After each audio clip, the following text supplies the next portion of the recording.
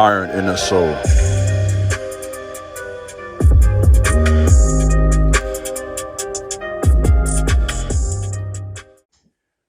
What's up, YouTube? This is Iron and Soul. Back today with another very important message. Please subscribe to my channel, like this video, share this video, leave a comment. Let me know what you think about my content. In addition to that, please feel free to follow me over on Instagram at TheKingJabez, as well as my website, theironandsoul.com, where you can book a consultation, get my book. It will all be greatly appreciated. Well, chosen ones, let's tap back in. Let's talk about today a very important message. And today's message is referring to chosen ones don't really feel welcome anywhere. And I want to really express what this teaching means today. If you truly are a chosen one, you've kind of carried this weight or burden your whole life. And the purpose of that burden is to, one, make you stronger and wiser, because it takes strength to carry this burden. But at the same time, it's a sign that you truly do belong to God. You have to understand that most people don't belong to God and don't want to follow Him.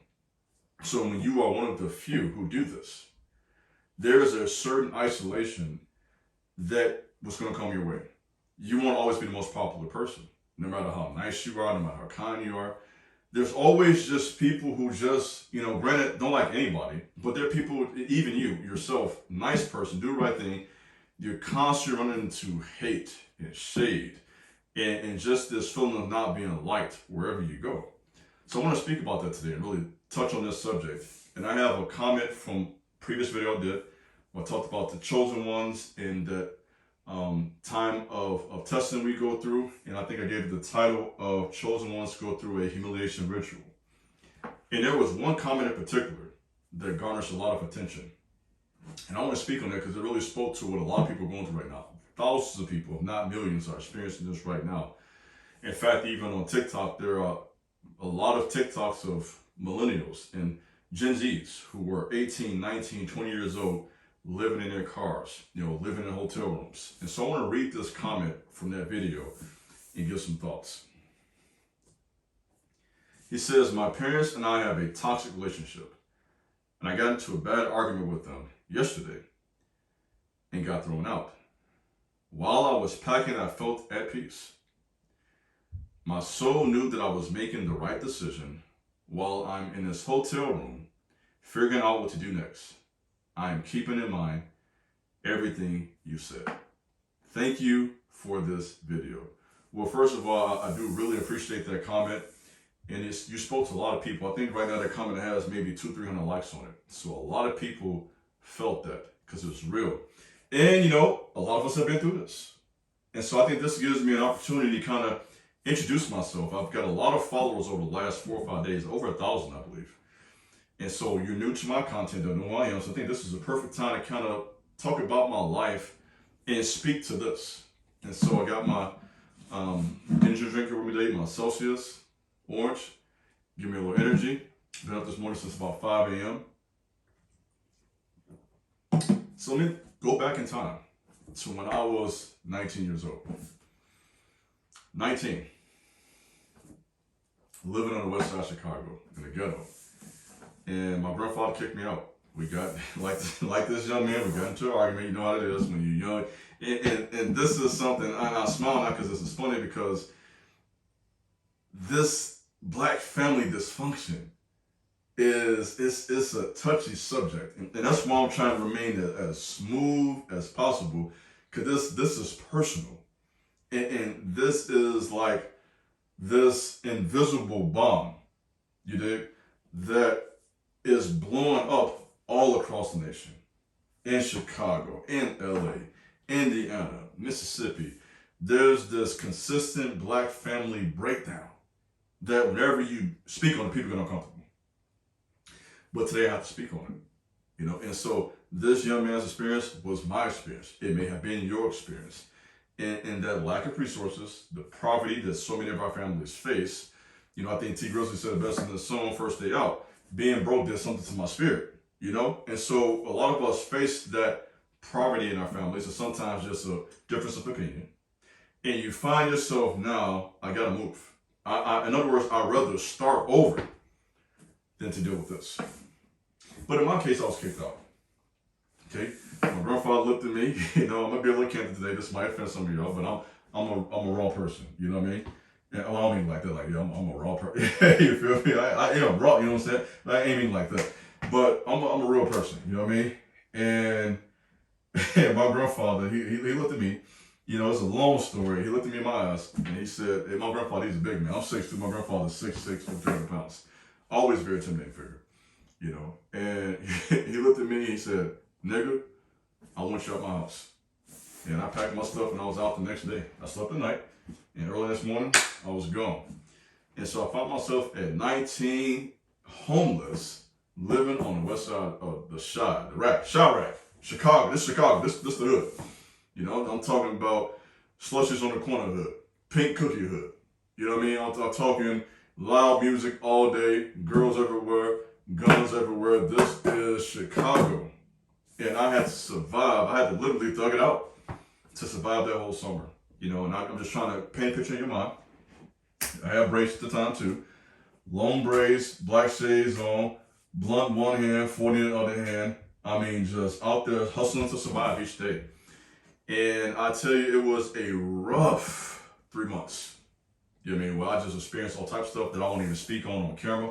There's some things like you can message me directly. I might talk to you a little more personal. But let's just say it was a brutal 90-day experience. You know what I mean? And so I can speak on being at the bottom. You know what I mean? Drake, you owe me some money. That's start from the bottom. You got the inspiration from me, baby. I started at the bottom. You hear me? Out there with $20 in my pocket. That's bottom. Yeah, ain't no, you had a hotel room. I ain't even had that, my boy. I'm out here in the rack with nothing. Paying people money to stay at the house for the night.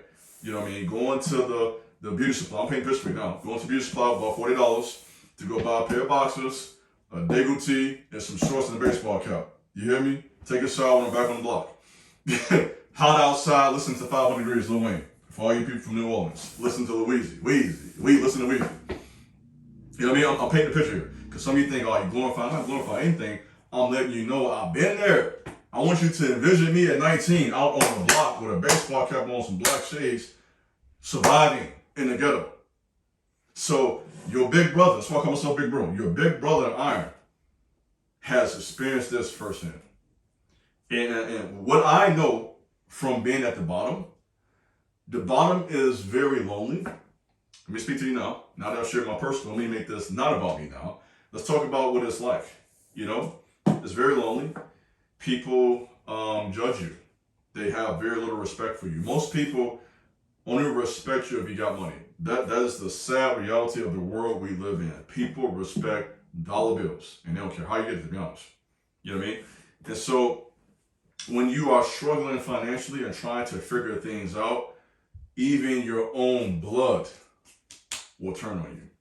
You know what I mean? And that's very hurtful when these are people that you just thought had your back, and you find out, man, they don't got my back. I'm on my own. You know, so at the bottom is lonely. At the bottom there is a tendency to just give up. There is a danger at the bottom of becoming cruel. I became very cruel during the season of my life. In fact, my cousin asked me that summer, he said, man, cousin, how'd you get so mean? I was mean as a snake. And I'm not boasting, I'm just giving you the story. So that struggle made me just savage. That's the word we use now, right? Savage. You know? Gorilla. That was my mindset. No one cares about me, so I don't care about you. I'm going to run you over. And so I want to caution you to not think that way. Don't become a cruel and bitter person. I'm talking to you now because you're going through something. If you are going through a financial crisis right now, which many people are, if you are facing homelessness right now, which many people are, you may listen to me right now, as this young man said, from a hotel room or from the seat of your car. You may be in your car right now on your cell phone listening to me. You understand? And if that's you, let me speak to you. God still is God. The Most High still has your back, even though it doesn't look like it right now. And, you know, I would also say to speak on this particular subject, sometimes it's okay to ask for help. You know, I know some people don't like to hear this, but there are shelters. If you decide to go there for a few weeks or a few months till you find your job, there are places where you can get food. So I want to caution you or give you some advice. It's okay to ask for help at this point in your life. Okay? This doesn't make you a beggar or saying you're looking for a handout, but it's okay to receive assistance while you're trying to transition. Let me just kind of I'm not going to push them. I'm going to just kind of just throw it out there real lightly. It's up to you, real low key. It's up to you to either receive that how you want to or not. But aside from that, you're listening to this talk.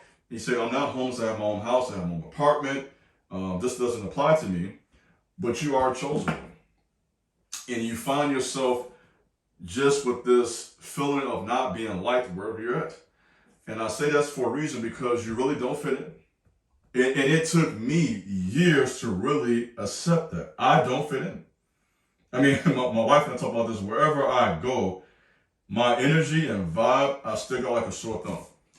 And what happens with me, this might be your experience too, people end up loving me and then turning on me right away, quickly. That love quickly turns to hate and shade. There was a woman in the comment section that spoke on her experience at her job. She worked for a law firm. I hope she doesn't mind me sharing this. I hope I'm not trying to offend anybody, because I share these stories because they're real lives. This is real. And she know it was a lady at her job, hating on her. Older woman, about 20, 30 years older than her, looking at her backside, hating on her, trying to dress like her, grandma, trying to dress like a 30-year-old. You wild for that one. Grandma trying to dress like her, jealous, all the backbiting stuff people do at work. And some of you right now, you are experiencing in your workplace where you're running into all of this hate and this shade, bullying, trying to sabotage you, trying to make you look like you're incompetent, like you don't know what you're doing. And all of this comes with being a chosen one. People try to stab you in the back over and over again. And this happens with family. This happens with jobs. This may happen in the city you move to. You constantly find yourself feeling like you don't fit in nowhere, because you really don't. And so people like us, chosen men, chosen women, we have to create our own lane. We have to create a space amongst ourselves, like these videos, where we can come together for mutual encouragement. Because a lot of people are not with you. If you have a light in you, you've seen this online. This is a very common statement online. You've seen this. Your light, you can finish this for me, can't you? Your light will do what? You know the answer. It will irritate their demons. You dig? So your light in you is irritating them devils. So you come around, they start gossiping, they get uncomfortable. Your energy, your vibe makes people uncomfortable. They feel some type of way. You just mind your business. You walk into the room. You come in, some ladies come in, you got your hair done, you got your heels on, and you're walking and feeling good, and they're going, who seems to be? They're about to have a heart attack. You feel me? Heart beating all fast, that hate start boiling up in their spirit, deep in their spirit. You just doing you. You ain't bothering nobody. You got your perfume on, you got your clothes on, man, you got your cologne on, you got some nice clothes, and people looking at you sideways. Why? Because your vibe, your confidence, your aura, your energy is making them feel some type of way. And what they do is, because of that, they're not going to say, I'm insecure. They're not going to say, I'm jealous of you. That's too much like right. They're not going to do that. They're going to make the problem you. You the problem. You arrogant. You cocky. Who do you think you are? You're not better than me. You are unapproachable. You are standoffish. This is all the language they use to justify their insecurity and hatred and spite they have for you. And you're going to consistently run into this if you're a chosen one. If you are bright, you are talented, you are a creative person, you are a seer, you are someone who has that spiritual virtue in you, you're going to consistently run into this wherever you go. And I experienced this. So you have to carry this crown with strength. Okay? Don't take your crown off.